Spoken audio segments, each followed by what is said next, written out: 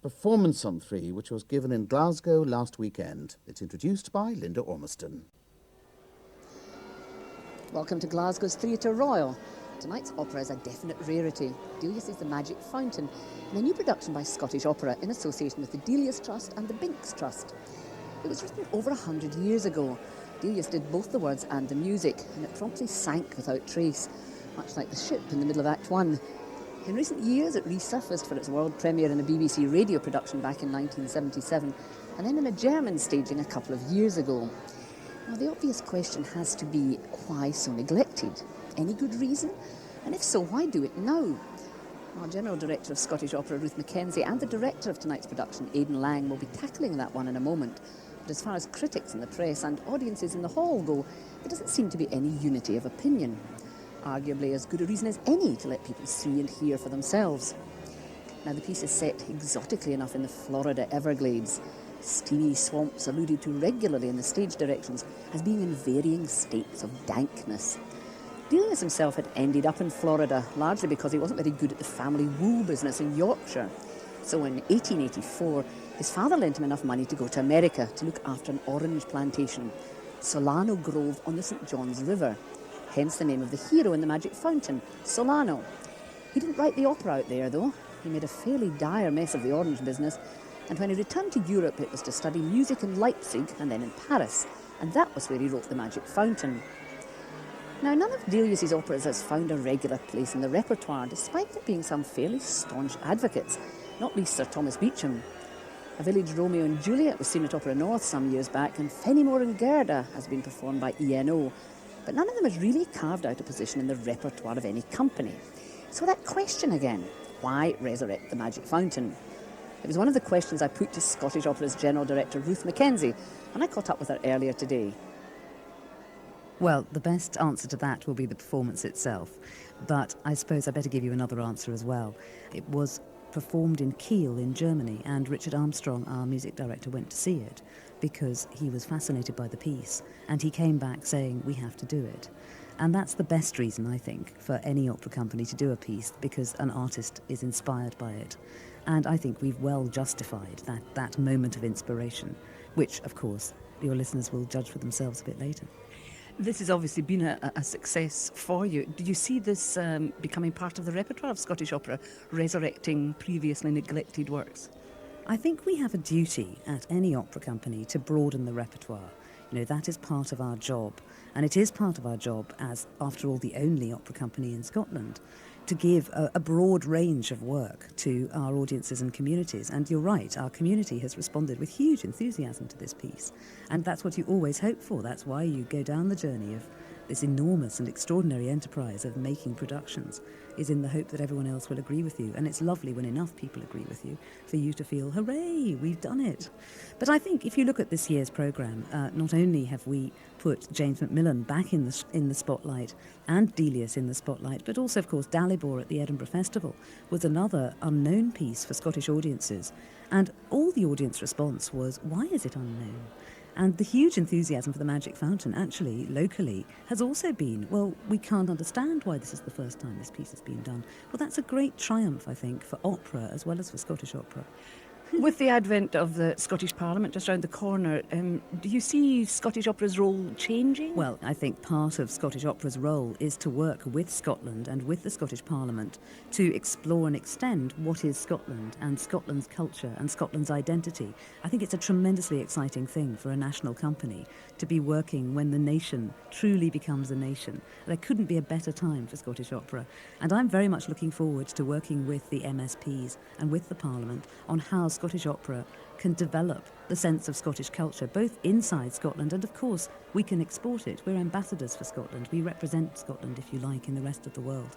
It's a thrilling time for us. Ruth Mackenzie embracing the future. Well, the audience is filling the theatre now here in Glasgow. And as Ruth Mackenzie was saying, Scottish Opera has been pleasantly surprised by the amount of interest and, just as importantly, bums on seats that the opera has generated. Music director Richard Armstrong will be raising his baton in around 10 minutes' time. But first, here's a little more background on the piece from the director of this new production, Aidan Lang.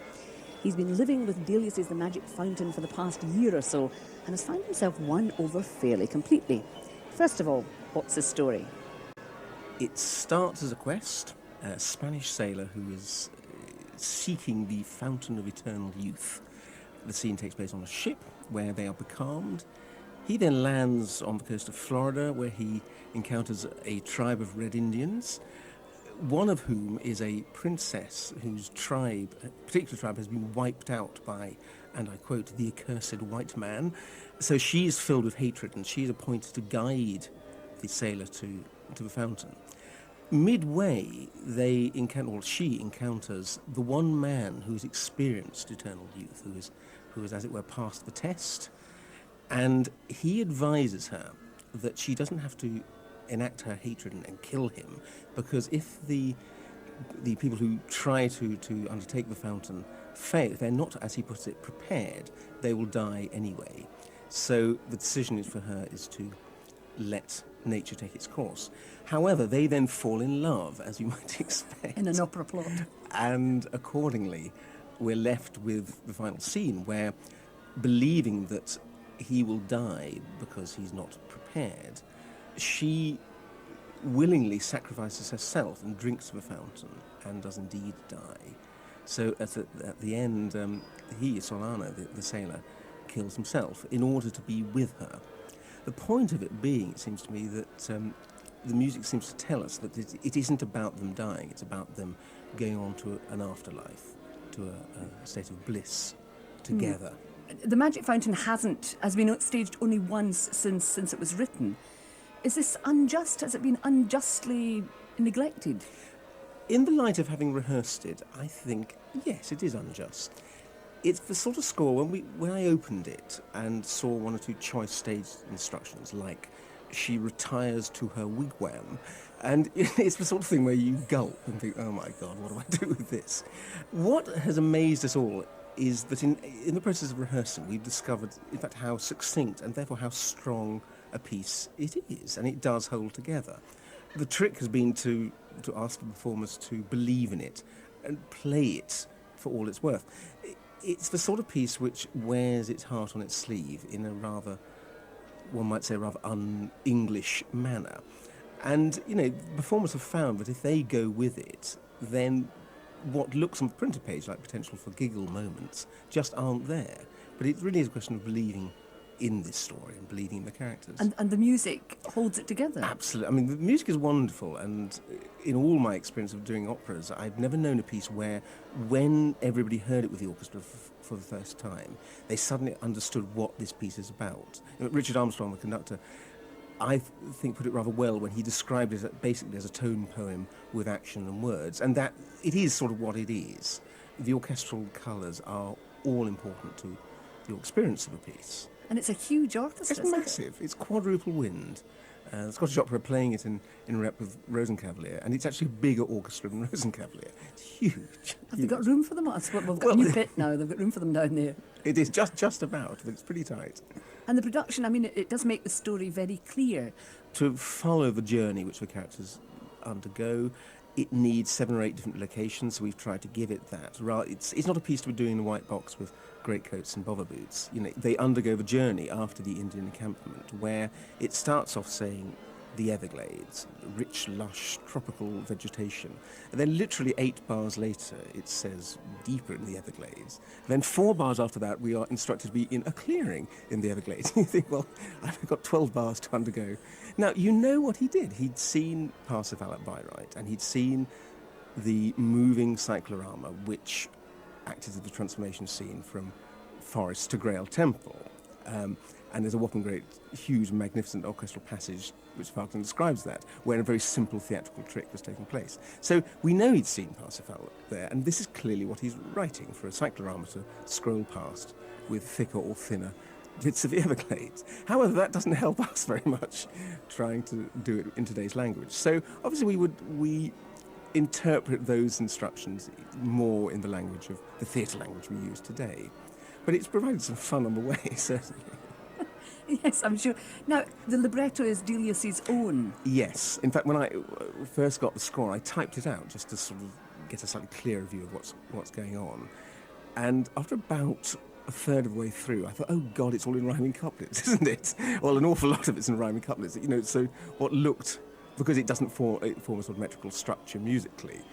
That didn't become apparent until a little way into the exercise. But for some rather ghastly sentences, oddly we found, when sung, they don't really jar. And we were all prepared, with the licence of the Delius Trust, in fact, to change if we felt it was necessary. And with a few moments we altered just because the syntax was obscure. But otherwise we kept it as it were, also to give it a proper airing. Are there Indian phrases? And Yes. there's certainly a lot of Indian names. I mean, are these all genuine? As far as we know, yes, because the Seminole Indians, there are still a few Seminoles left living in Florida. So they were the people. The gods we know are right. I mean, the phrase the Manitou, I mean, one knows that phrase anyway from Western films. The particular god is the god Unktahe, and a bit of research revealed that in fact there were many Unktahi, that I presumably the plural of Unktahe. These were in Indian mythology gods especially of nature. And it began, once one realised that, it began to become clear what his real aim with the piece was. The meaning of the magic fountain is, and the meaning of being prepared to experience it, is not the 50-year study which the Seer, Talum Hadjo, thinks it ought to be, and what he did. But his price for it is he's alone and has no one to share that knowledge with. Whereas what happens is the fountain reveals itself to the two lovers because she, Watawa, is prepared because she has conquered the hatred she has and has found love. And his story is slightly less specific. I interpret it that he has lost the obsessive, single-minded nature of his quest, and in his love for her has allowed another human being into his frame. So in the first scene with the sailors, it's very much him against the others. By the end, he's saying, come with me into the fountain, not I will do it alone.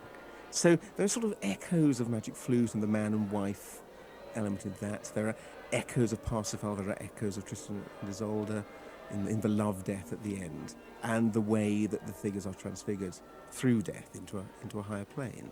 Would you say the music was second-rate Wagner? I mean, some people have said that. Or? I mean, Wagner's influence is clearly there. You can almost play spot the chord, if not the theme, from bits of Ring, certainly Parsifal, and Tristan. But it's got a different tone to it. It's a strange mix because one hears Wagner, but you also hear Grieg to a certain extent, a French aspect, and for the afterlife, which only appears in the last pages, a chord which is clearly American blues chord. There's the phrase used to describe the afterlife is Watawa, as she dies, says, "I'll wait for you in the sweet magnolia grove," which is a concept which hasn't come before, and a chord which comes straight out of 20s, 30s, our experience of 20s, 30s music. So there's a whole mix of styles. The design's wonderful at the first scene where you're in the boat. I mean, the stage is sort of enclosed top and bottom and sides by black cloths, and there's just this sort of long, cramped depths of a ship. Or Yes, I mean, obviously, as an expense point, if you put a full boat on the stage, A, you've got to get rid of it pretty quickly with 2.5 minutes of music to get rid of the thing, and B, it isn't really about describing a boat, it's about describing emotions of being becalmed for 20 days with a crew, with a captain whose quest they don't believe or understand. So that's what the scene is about, is a contrast between him and his ideals and his men, rather than showing fine details of nautical life. And then suddenly it opens out onto the beach at Florida, and there's this huge expanse and beautiful sort of turquoise blue of the sea and the orange and the red. It's a wonderful contrast. Yeah, so the idea again was that the European worlds are very monochrome, and as we experience America via the eyes of, well, firstly of Delius and secondly of Solano, the sailor, so the audience get this sense of a new world, and the easiest way to do it was in terms of colour. Aidan Lang, director of The Magic Fountain, which we're about to hear in this new Scottish opera production at the Glasgow Theatre Royal. The 3 acts of the opera are performed without a break, but it all lasts about an hour and a half, which is quite amusing when you consider how important the influence of Wagner was in this piece. You could fit 3 of this opera into a Parsifal or a Tristan. Tonight's conductor, Richard Armstrong, has described this work as a tone poem with words and action, and certainly there's lots to enjoy in the orchestral writing. And it must be gratifying that several of the critics picked up on the fine form the orchestra is showing just at the moment. In particular, Delius asked for a huge woodwind section, including bass clarinet, which you can hear quite distinctly adding a strong, reedy sound at the bottom of the orchestra. There's also a huge solo part running throughout the piece for the cor anglais. He was drawn to those strong, dark colours, and tonight's cor anglais is Kirsty Logan. There are only 5 principals. Solano, the Spanish explorer, is the tenor Stephen Allen, who you may remember also featured in the last 2 broadcasts from Scottish Opera, the Queen of Spades and Dalibor. The mezzo, Anne Mason, is Watawa, the Indian princess. Bass, Stafford, another regular here at Scottish Opera, sings Wapanacki, the Indian chief, and he's soon to be heard in that production of James Macmillan's Inez de Castro that Ruth Mackenzie was talking about. And the bass baritone, Jonathan Veira, is Talum Hadjo, the keeper of the magic fountain. And the Spanish sailor, who argues with Solano in the first scene before going with the rest of the crew to the bottom of the sea, is David Morrison. Scottish Opera Chorus and Orchestra leader Katie Hull will be conducted by Richard Armstrong, Scottish Opera's music director. And the house lights are dim now. And just waiting for Richard Armstrong to come into the pit here in the Theatre Royal Glasgow. And applause for him as he makes his way there to conduct the Magic Fountain by Frederick. The black front cloth opens in a moment to reveal the claustrophobic interior of a Spanish ship sitting on a becalmed sea.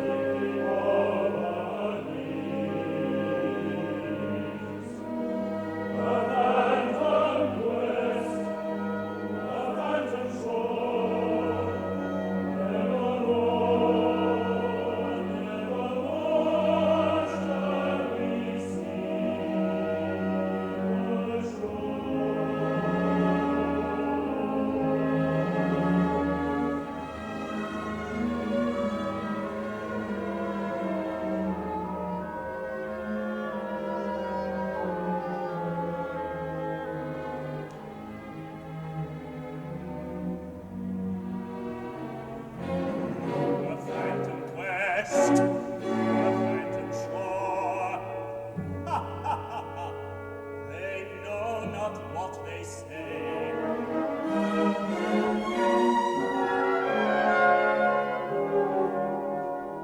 Far away in the western isles lies the fountain of eternal youth.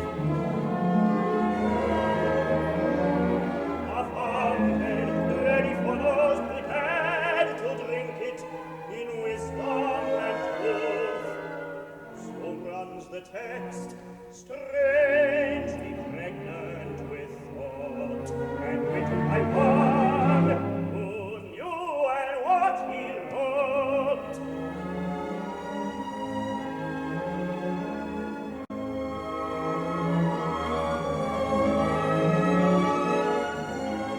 Eternal youth. A fountain ready for those prepared. I grasp not the meaning here. Are not those prepared who wish and care without closing or fear?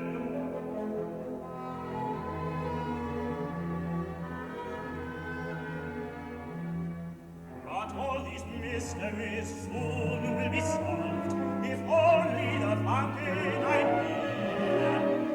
Then once having drunk of its worth and divine, eternal youth, eternal love, life everlasting is mine.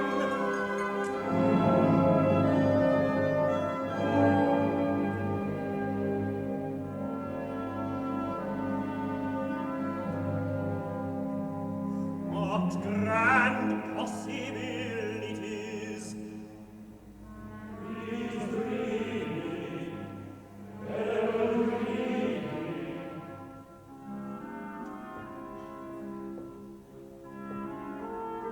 To see nations appear and vanish, civilization develop and decay, to taste all the pleasures that youth can give in a thousand acres, that were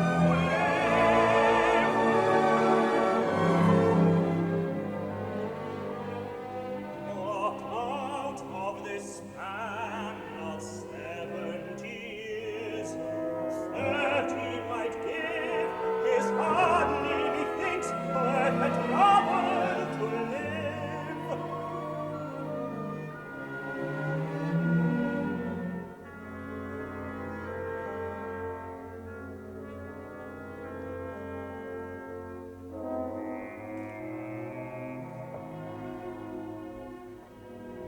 A phantom quest, a phantom soul, nevermore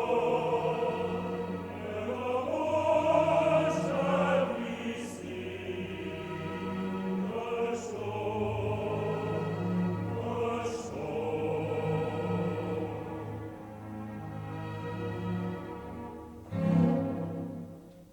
And if it were a phantom quest,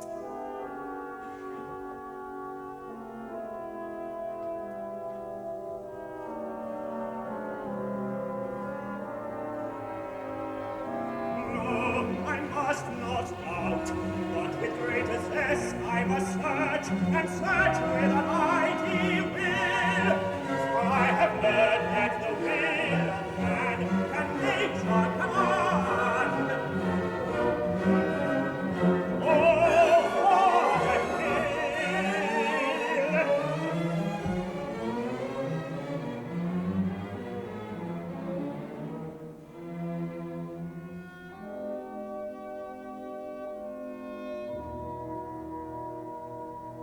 Nay,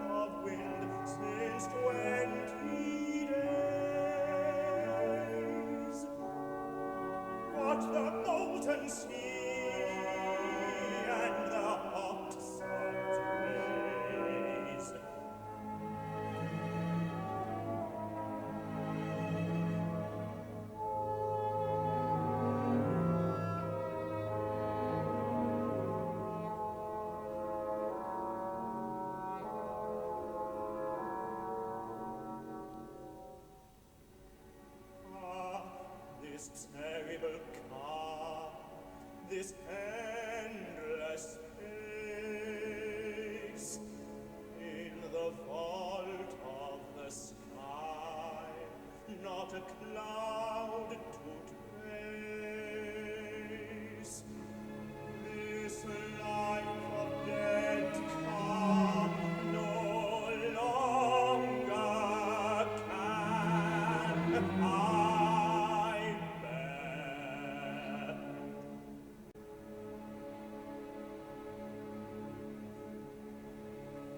The sails are sorting on the mast.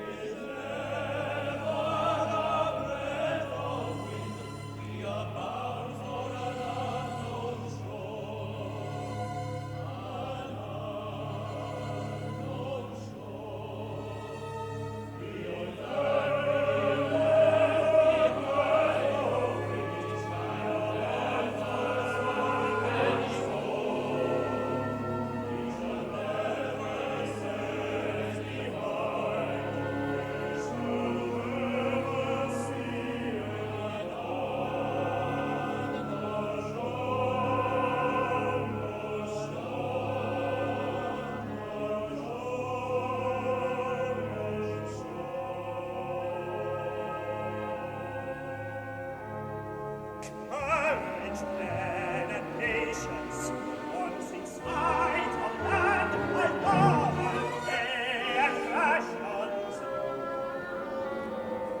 My gold is of little avail, if us will to flip or sail.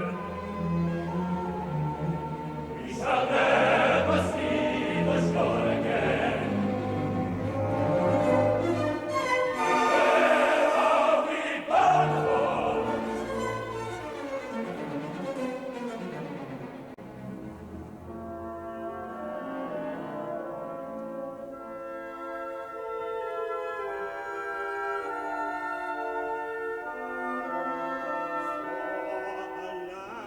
Where the shores are covered with gold, with marble, gold, and doubloons.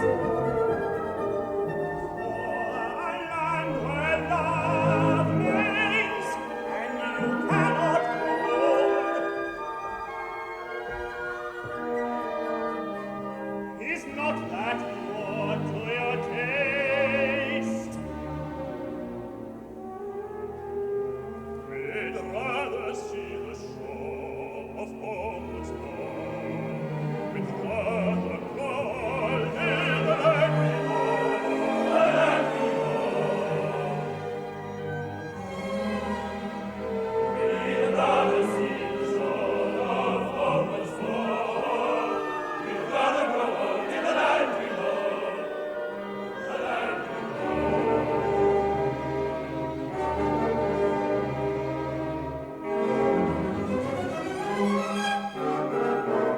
I will find the fountain, but time the search for that only I care to live. I must utter their fancies and part discontent with dreams of the gold I can give.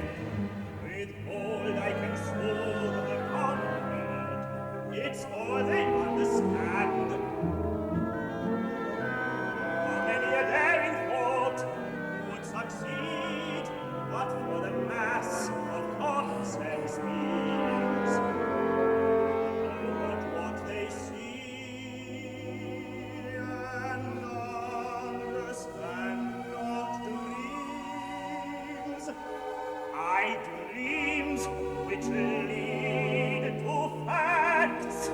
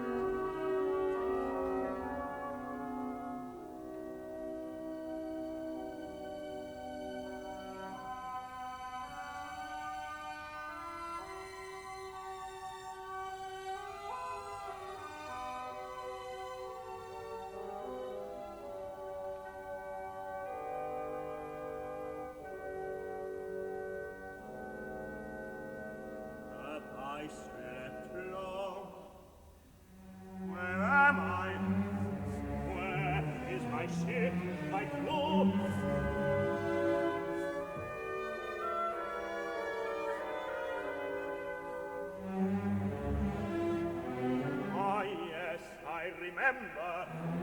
'Twas a terrible gale that blew. The waters rolled over and swept me to sea with the whole of my crew. No sign of land.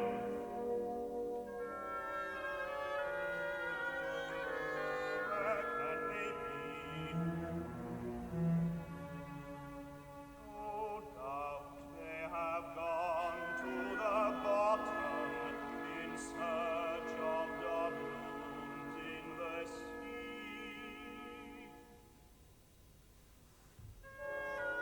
Water.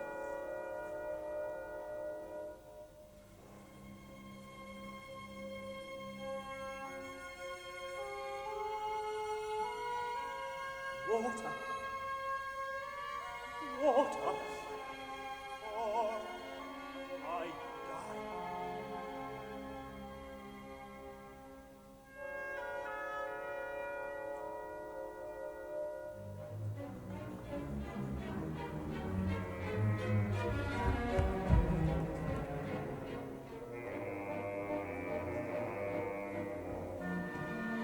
He's unarmed and much in need. Come,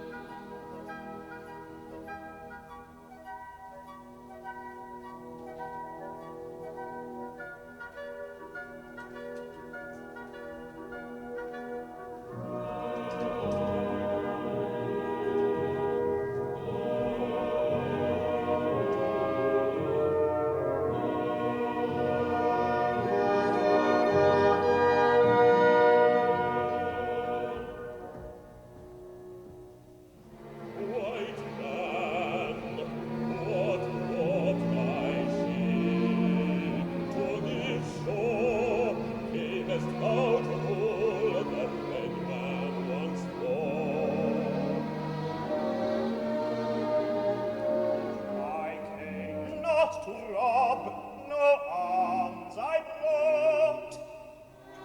I came noble Indian for wisdom and thought.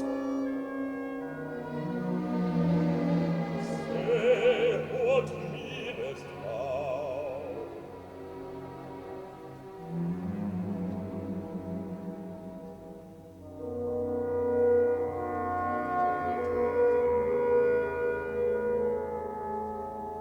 Dost thou not know of the fountain of youth, whose waters flow with wisdom and truth?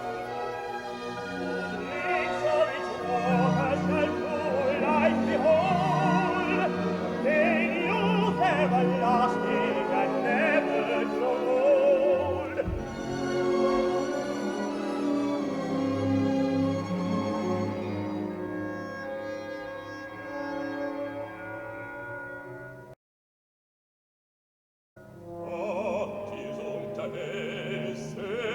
Sacred spring that the spirits conceal, Talum, Hadjo alone can its secrets reveal. Who is Talum, Hadjo? The wise, the great, who lives in the swamps, a great distance from here. His knowledge is boundless. His age is unknown. For ages he lived there and studied alone. Stop quick! Hide me to him! It all I will pay.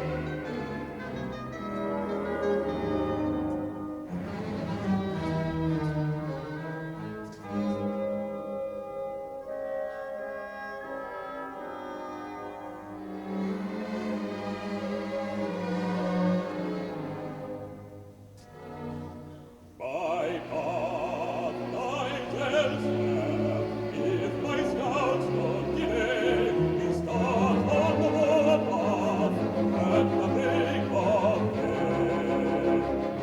Nay, my man flies, but give me a guide.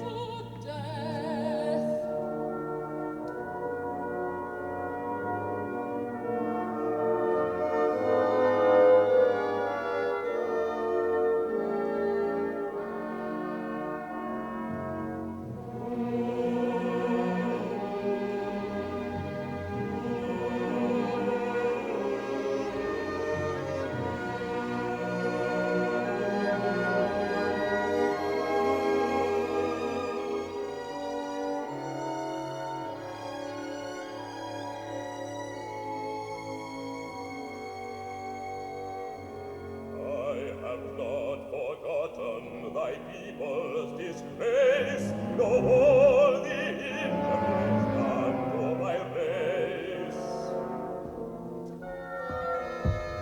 But the white man is defenseless, no Indian arms, even for vengeance, a man without arms.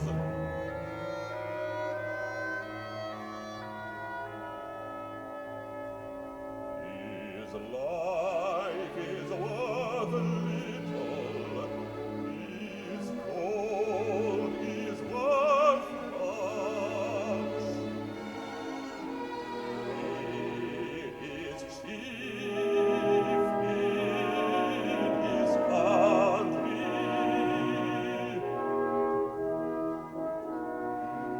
and that is of concern. Send us out with his papers, and gold will be done.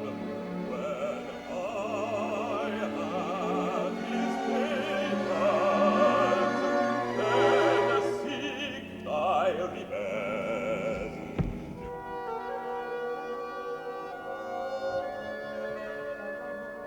I counsel thee, though, do not rashly decide, but heed him for the desert bound.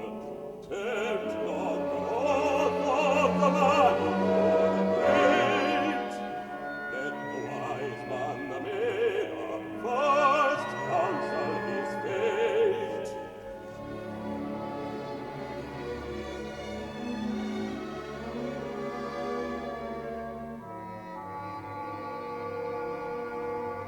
The white men like seagulls around us arise.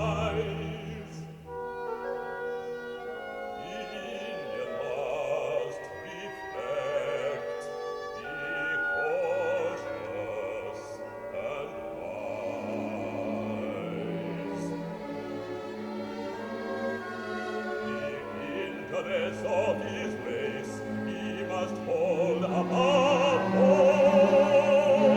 I have spoken, princess, as a true Seminole. The interests of my race I shall hold above all. But let me be the friend to prosper his fall.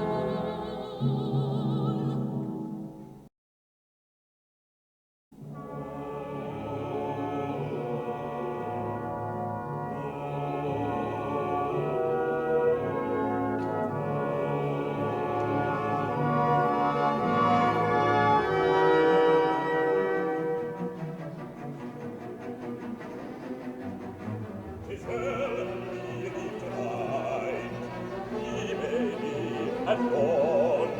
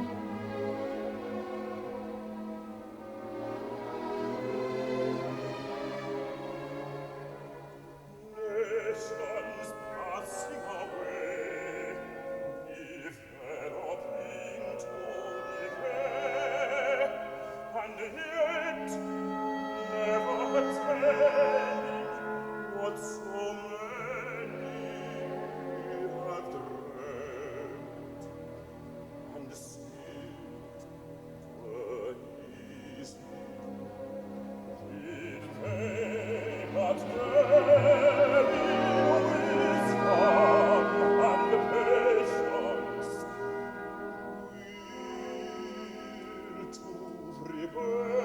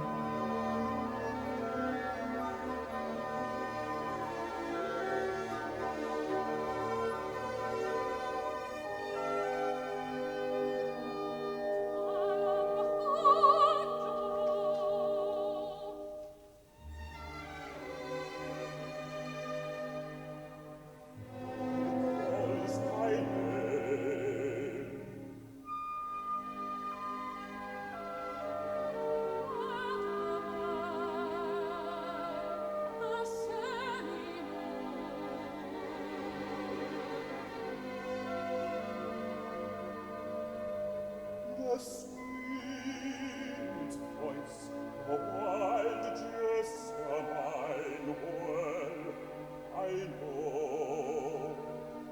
The last of thy kin, is it not so? Yes, 'tis even as thou sayest, the last of my kin.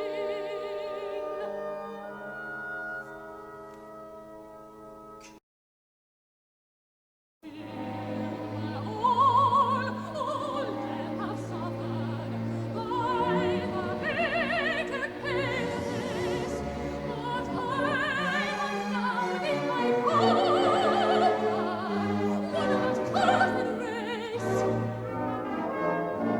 As his side I brought him hither, only to revenge disgrace.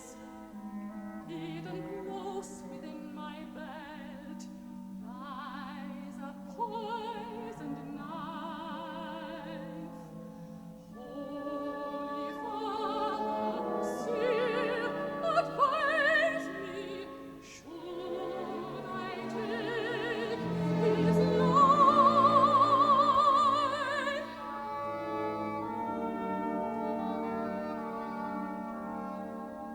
Tell me first what he has done for, if with evil thought.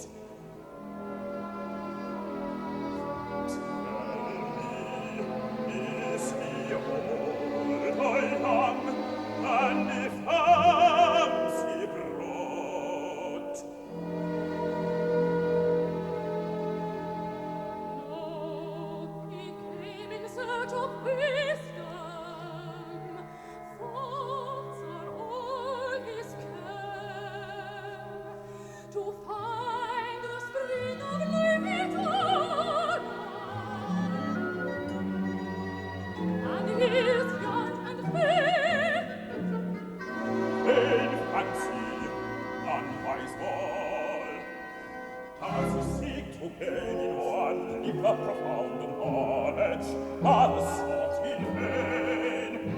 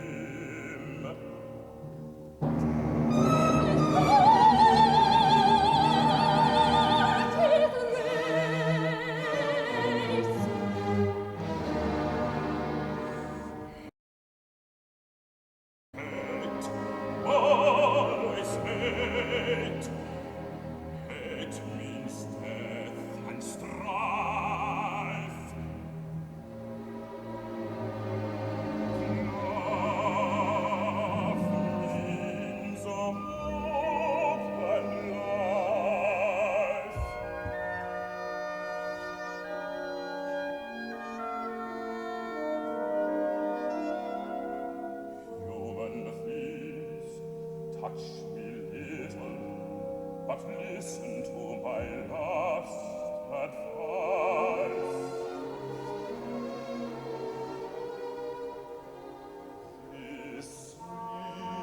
This ring here gliding past us flows from where the fountain plays. If is death thou truly wishest, guide him to the spring. For to all the unprepared, its waters earth will bring. A white jessamine needs a life knot. If by my counsel she'll abide, a white man's life lies in her keeping. But let in this our hearts decide. I have spoken, disturb me no more.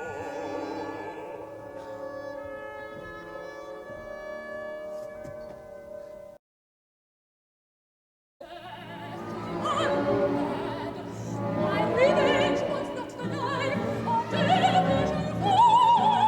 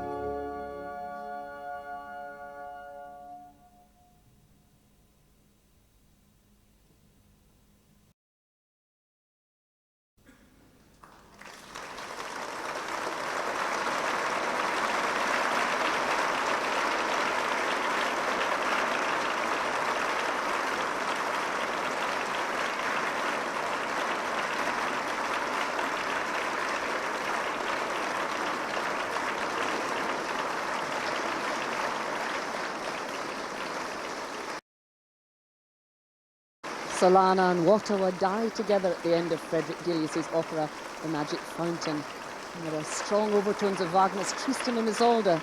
On stage, that fountain was a blaze of deep blue which turned into a fatal shade of red as the lovers entered it, drank the waters, died and then went on to their afterlife together in the sweet magnolia grove. A colourful close to one of the most strikingly designed and lit productions of recent years here at Scottish Opera, thanks to the work of designer Ashley Martin Davis and lighting designer Paul Pyant. This UK premiere production was directed by Aidan Lang, who rightly chose to present this rare opera in as clear and faithful a way as possible. As he said, it's not a piece to put in a white box with trench coats and jackboots. Instead, he went for brilliant colours, and as much respect for Delius's own directions on the score as proved feasible. And the chorus are assembled there on their brightly coloured, bright red Indian costumes, overtones of Pocahontas there, I think. David Morrison, who sang the sailor in Act 1, a brief but important cameo. And now the four principals come on stage together in front of the chorus. Stafford sang Wapanacki, the Indian chief. Jonathan Veira, in bright blue and white, was Talum Hadjo, the keeper of the Fountain of Youth. Applause there for the mezzo, and Mason as Watawa, the Seminole Indian princess. And last but no means least, Solano, sung by the tenor Stephen Allen. And as you probably heard over the last hour and a half, a great deal of the drama happened off stage in the orchestra, as colourful in the pit as it was on stage. And Mason now bringing on Richard Armstrong, Scottish Opera's music director, who conducted tonight. And he's bringing the huge orchestra to its feet. Aidan Lang was saying earlier that Delius asked for even more players than Richard Strauss did in Der Rosen Cavalier, which is playing in repertory at the moment alongside the Magic Fountain. The leader of Scottish Opera is Katie Hull, and the chorus master of the Scottish Opera Chorus is David Jones. And that ends tonight's performance of Delius's The Magic Fountain. With the applause still sounding here in Glasgow's Theatre Royal, let me hand you back to London. That opera was introduced by Linda Ormiston. A reminder that Delius is our morning composer of the week, and in tomorrow's programme at noon, you can hear excerpts from one of his later operas, A Village, Romeo and Juliet, in a vintage recording from the 1940s, conducted by Sir Thomas Beecham. Our next opera relay here on Radio 3 is on Saturday evening. It'll be Mussorgsky's Kovanshina, and that'll be a live broadcast from the New York Met, starting at the usual time.